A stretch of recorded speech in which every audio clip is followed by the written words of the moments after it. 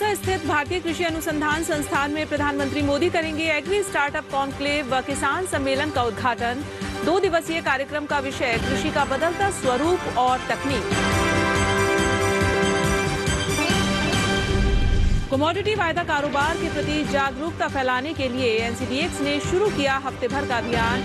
सेबी के नेतृत्व में छठे सालाना निवेशक जागरूकता सप्ताह के दौरान एक्सचेंज आयोजित करेगा दर्जनों ऑन ग्राउंड कार्यक्रम। और आईबीपीए, सीपीएआई और एसईए जैसे राष्ट्रीय कारोबारी संगठनों के बाद अब सरसों प्रोसेसर्स के संगठन मोपा ने भी की सरसों और सोयाबीन सहित अन्य स्थगित कमोडिटीज में वायदा कारोबार फिर शुरू करने की मांग।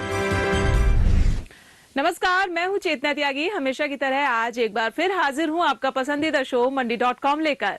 मंडी.com में भारतीय किसानों के लिए जरूरी खबरों के साथ खेती के सिकंदर में शानदार प्रेरक कहानी के अलावा बीते सप्ताह जरूरी सामानों के भाव भी हम आपको बताएंगे। सबसे पहले देख लेते हैं कि बीते सप्ताह जरूरी कमोडिटीज के भाव क्या रहे हैं।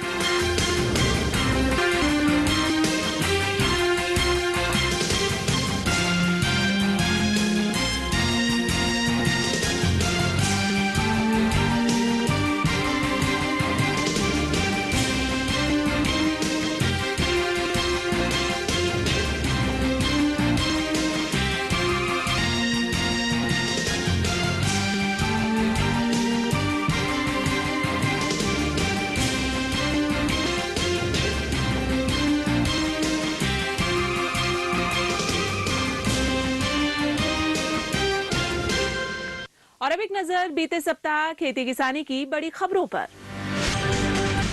कृषि और किसान कल्याण मंत्रालय दिल्ली स्थित भारतीय कृषि अनुसंधान संस्थान में एग्री स्टार्टअप कॉन्क्लेव और किसान सम्मेलन का आयोजन किया जा रहा है। 17 और 18 अक्टूबर को आयोजित होने वाले कार्यक्रम का उद्घाटन प्रधानमंत्री नरेंद्र मोदी करेंगे। सम्मेलन में देश भर से उन्नत खेती करने वाले करीब 25,000 से अधिक किसानों को आमंत्रित किया गया है। इस कार्यक्रम के तहत किसानों को कृषि से संबंधित नई जानकारियां दी जाएंगी। साथ ही किसान कृषि क्षेत्र में स्टार्टअप कैसे करें, इसके बारे में भी बताया जाएगा। इस कॉन्क्लेव का मुख्य उद्देश्य केंद्र और राज्य सरकार के कृषि विभाग के अधिकारियों के बीच सूचनाओं का आदान प्रदान करना है, ताकि किसानों को कृषि क्षेत्र में स्टार्टअप शुरू करने में कोई परेशानी न हो। मोदी सरकार अपनी सबसे बड़ी किसान योजना पीएम किसान सम्मान निधि योजना की 12वीं किस्त 17 अक्टूबर को जारी कर सकती है। दरअसल पीएम नरेंद्र मोदी 17 अक्टूबर को पूसा परिसर में कृषि स्टार्टअप कॉन्क्लेव और किसान सम्मेलन की शुरुआत करेंगे। कृषि मंत्रालय के सूत्रों का कहना है कि इस मौके पर किसानों को 2,000 रुपये की किस्त रिलीज की जाएगी। किसान 12वीं किस्त के पैसे का अगस्त से ही इंतजार कर रहे हैं, लेकिन अब तक इसे वेरिफिकेशन के अभाव में रोका गया था, ताकि सुपात्र किसानों को ही पैसे मिलें और अपात्रों को इसके दायरे से बाहर रखकर उनसे गैर कानूनी किस्त की रकम वसूली जा सके।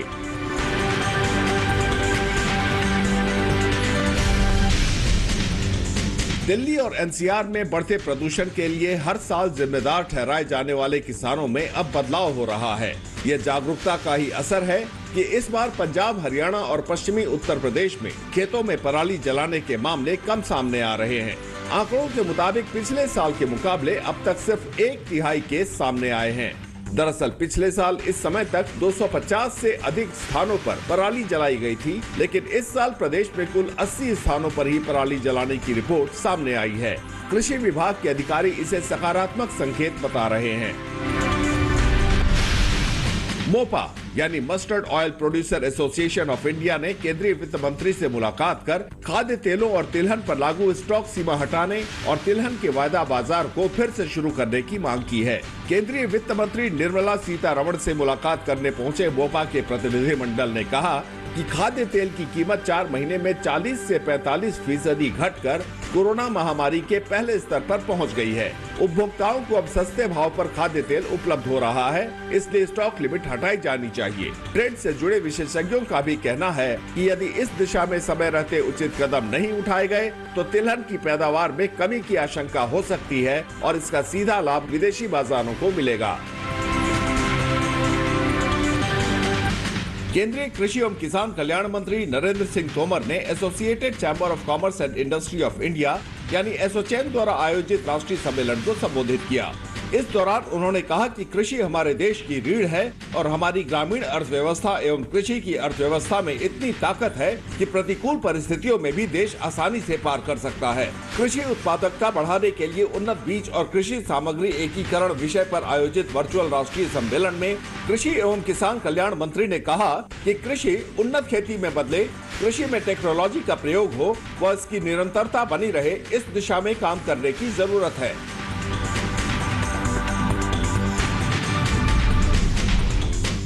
वाणिज्य मंत्रालय की इकाई APDA यानी कृषि एवं प्रसंस्कृत खाद्य उत्पाद निर्यात विकास प्राधिकरण ने बाजरा जैसे मोटे अनाज और इससे बने उत्पादों के निर्यात को प्रोत्साहित करने के लिए भारतीय मोटे अनाज शोध संस्थान IIMR और अन्य अंशधारकों के साथ मिलकर एक रणनीति तैयार की है। मोटे अनाज यानी मिलेट की खेती यूं तो कोई नई बात नहीं है, लेकिन संयुक्त राष्ट्र की ओर से 2023 को मिलेट ईयर घोषित किए जाने के बाद इसकी चर्चा और मांग दोनों बढ़े हैं। एक अनुमान के मुताबिक भारत 170 लाख से अधिक मोटे अनाज का उत्पादन करता है, जो एशिया का 80% और वैश्विक उत्पादन का 20% है। National commodity and derivative exchange यानी NCDEX ने एक हफ्ते का राष्ट्रव्यापी कृषि जागरूकता अभियान शुरू किया है। जागरूकता अभियान का उद्देश्य कमोडिटी डेरिवेटिव्स के बारे में जागरूकता फैलाना और व्यापार के प्रगतिशील तौर तरीकों को बढ़ावा देना है, जिससे किसानों की आमदनी बढ़ सके। NCDEX के इस कमोडिटी डेरिवेटिव्स जागरूकता अभियान की शुरुआत छठे एनुअल वर्ल्ड इन्वेस्टर वीक 2022 के रूप में की गई है, जो पूंजी बाजार नियामक सेबी के निर्देशन में 10 अक्टूबर को शुरू हुआ। जागरूकता अभियान के तहत NCDEX ने कॉलेज के छात्रों के लिए कमोडिटी कनेक्ट प्रोग्राम की भी शुरुआत की। इस कार्यक्रम के जरिए छात्रों को एसेट क्लास के रूप में कमोडिटी मार्केट की जानकारी दी जा रही है। यहाँ रुकेंगे एक छोटे से ब्रेक के लिए और उसके बाद खेती के सिकंदर में आपको राजस्थान के बीकानेर जिला में रहने वाले एक किसान की कहानी बताएंगे, जो अपनी मेहनत और जुनून की बदौलत बेजान जमीन में खजूर और अनार की खेती कर दूसरे किसानों के लिए रोल मॉडल बन गए हैं।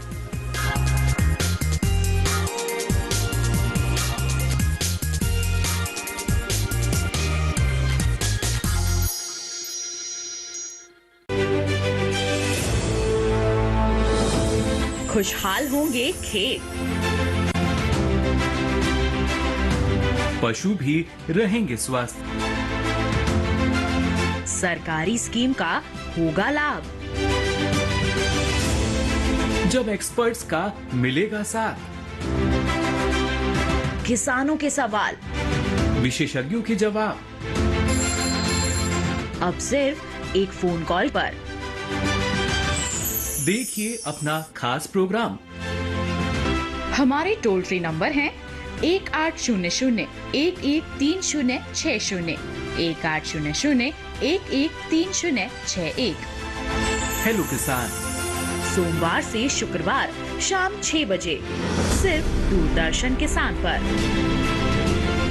जानेंगे क्या है किसानों का हाल, हम पहुंचेंगे आपके गांव, मिलेगा सरकारी योजनाओं का ज्ञान, जब लगेगी चौपाल। देखिए चौपाल चर्चा, सोमवार से शुक्रवार सुबह 9 बजे सिर्फ दूरदर्शन किसान पर।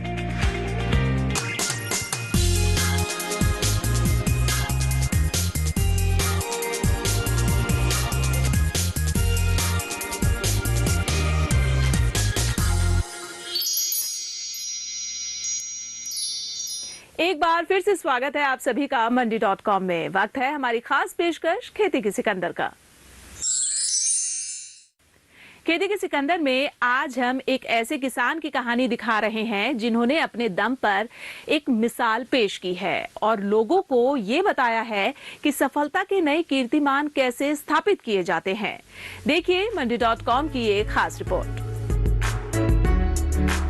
दूर दूर तक वीरान दिख रही इस रेतीली जमीन को लोग मरुभूमि कहते हैं। ये वही मरुभूमि है जहां कोई भी किसान खेती की कल्पना तो छोड़िए, इस रेतीली जमीन में फसलों का बीज डालना भी मुनासिब नहीं समझता था। लेकिन अगर मन में कुछ करने की चाहत और जज्बा हो तो नामुमकिन को भी मुमकिन किया जा सकता है। जिस मरुभूमि में खजूर और अनार जैसे पेड़ों की बागवानी किसी सपने से भी कम नहीं थी, उसी इलाके की बेजान जमीन में खजूर और अनार की बागवानी से पैमासर गांव के किसान शिवकरण कुकड़ा बागवानी की अलग जगा रहे हैं।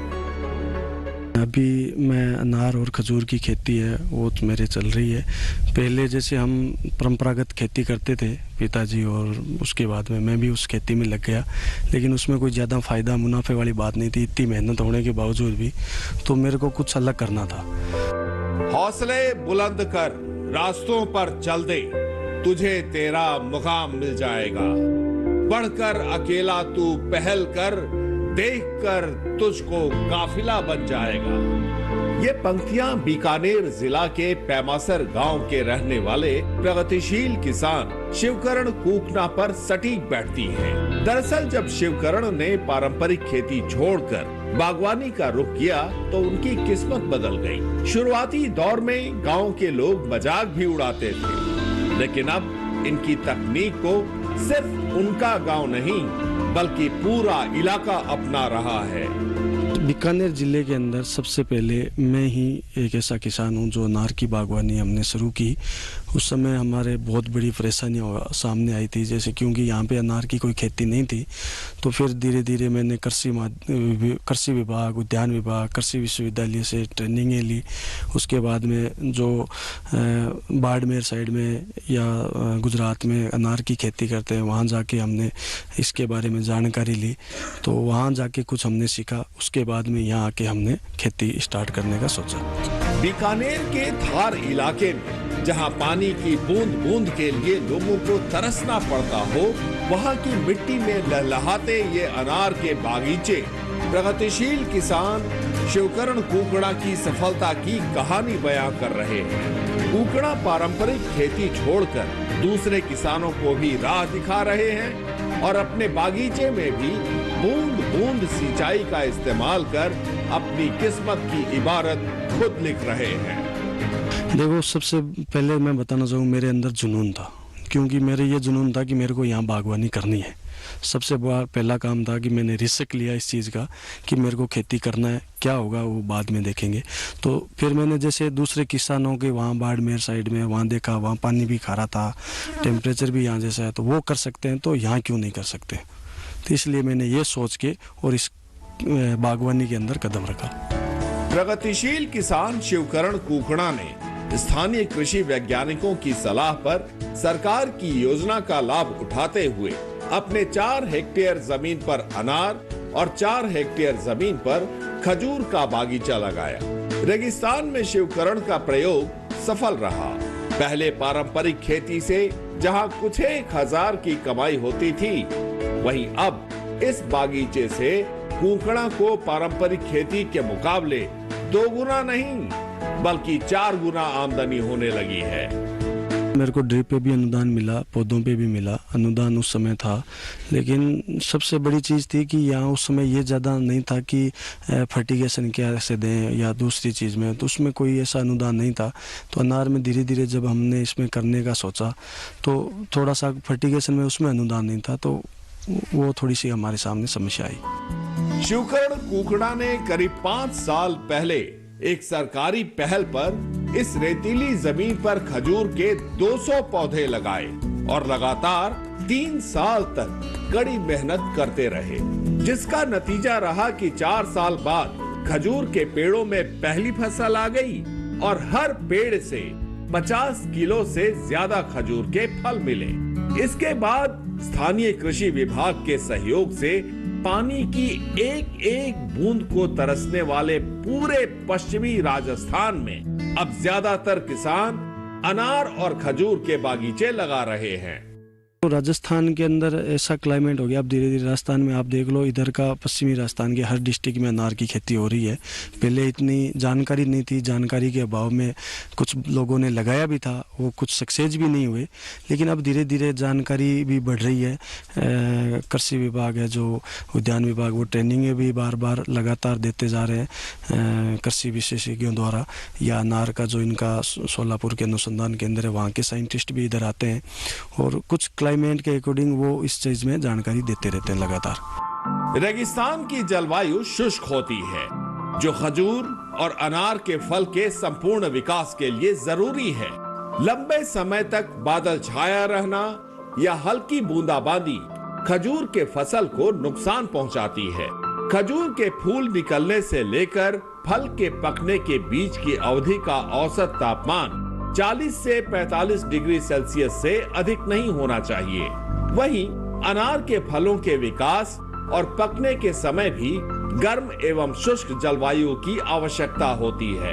अनार के फल के विकास के लिए 38 से 40 डिग्री सेल्सियस तापमान होना चाहिए।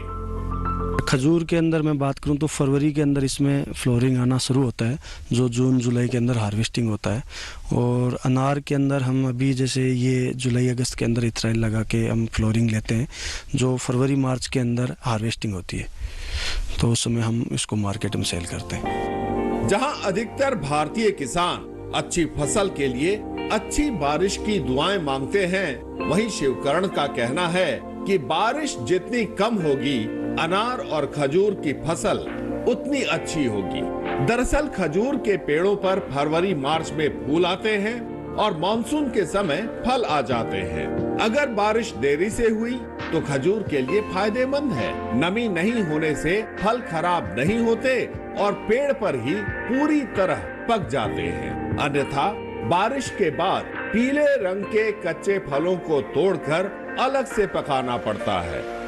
खजूर के अंदर तो देखो सबसे बड़ी समस्या रहती है, क्योंकि फ्रूट जिस समय पकाव पे होता है उस समय बारिशें होती है, तो बारिश से फ्रूट ये खजूर के अंदर खजूर खराब हो जाता है।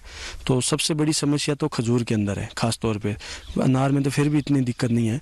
अनार के अंदर हाँ बीच में ज़रूर दिक्कत आती है क्रैकिंग की, फटने की, जो दिसंबर जनवरी के अंदर कड़ाके की ठंड पड़ती है, तो उस समय क्या है कि दिन और रात के टेम्परेचर में बहुत वेरिएशन होता है, तो इस वजह से अनार फटने का ज़्यादा चांस रहता है और खजूर में पानी की वजह से खराब होने का चांस ज़्यादा रहता है। लगभग 10 हेक्टेयर में फैले इस अनार के बागीचे में 6000 से ज्यादा पेड़ लगे हैं। फसल अच्छी रही तो इस बार बागीचे से 150 टन अनार के पैदावार की उम्मीद है। फसल तैयार होने के बाद फलों को बेचने के लिए शिवकरण कूखना को ज्यादा मेहनत नहीं करनी पड़ती। व्यापारी खुद बाग से फल खरीदकर मंडी ले जाते हैं। खजूर को राजधानी दिल्ली स्थित आजादपुर जैसे बड़े फल मंडियों के व्यापारी खुद आकर ले जाते हैं। अनार के लिए तो हम कई बार तो जैसे हमें बाहर के जो व्यापारी है वो आ जाते हैं यहाँ पे, या तो हम खेत पे डायरेक्ट उसको पर केजी के हिसाब से देते हैं, या फिर हमारी खुद की हम मार्केटिंग जैसे पैकिंग करके हम डब्बे में पैक करके और अलग अलग मंडियों में बेचते हैं। खजूर के लिए बात करें तो खजूर में जैसे मैं मेरा खुद की मार्केटिंग करता हूँ, मेरा खुद की पैकिंग है। यहाँ रुकेंगे एक और छोटे से ब्रेक के लिए। ब्रेक के बाद बताएंगे कि कैसे कूकड़ा की, खजूर और अनार की फसल से दूसरे किसानों की उम्मीदों को भी पंख लग गए हैं।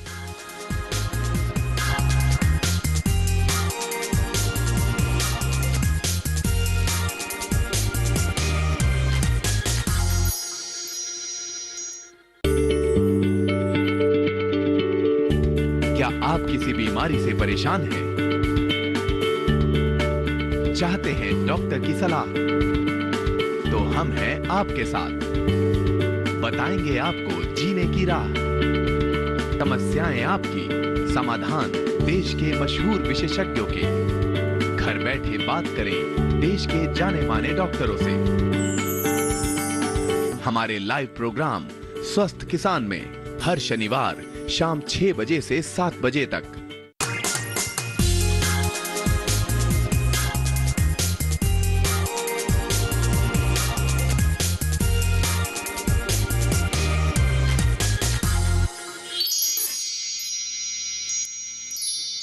ब्रेक के बाद आपका फिर से स्वागत है मंडी.com में।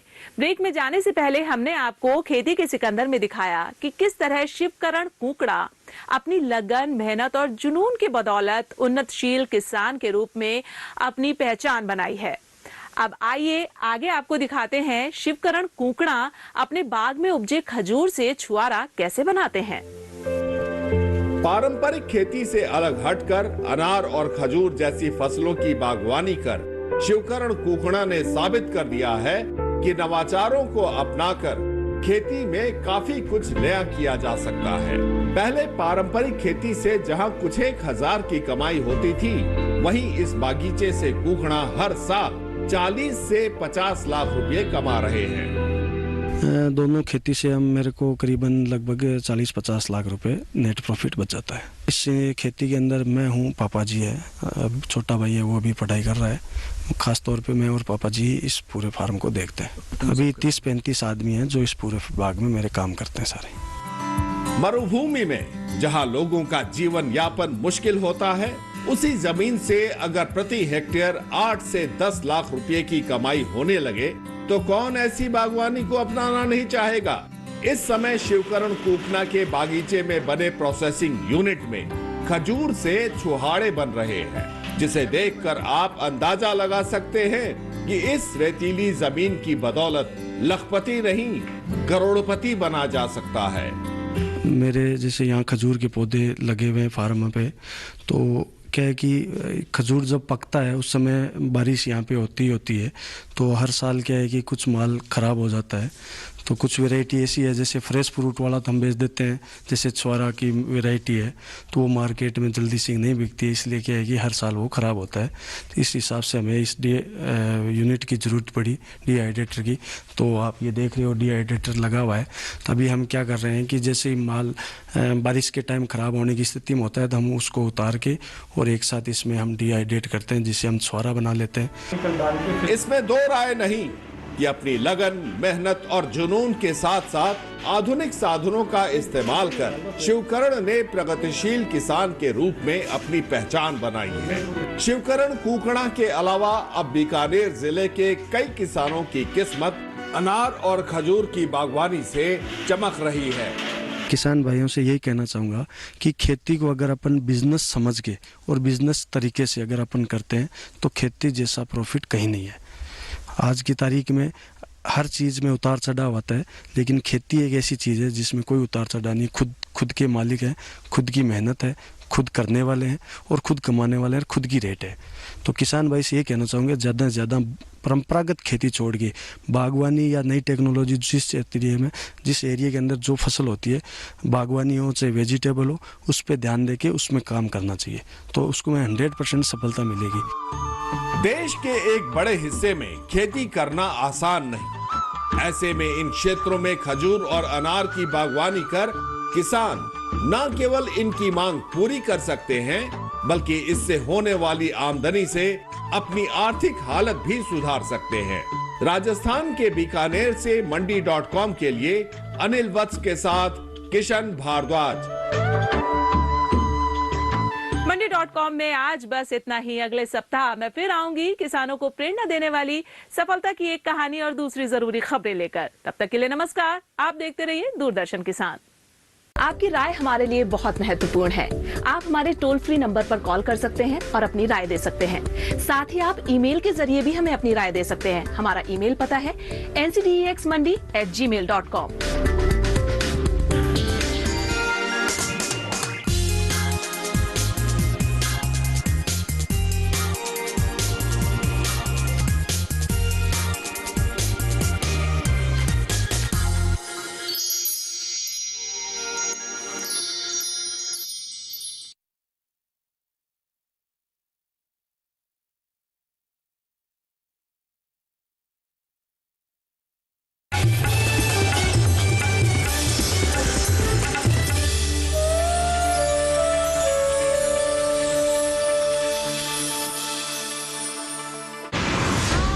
ये तस्वीर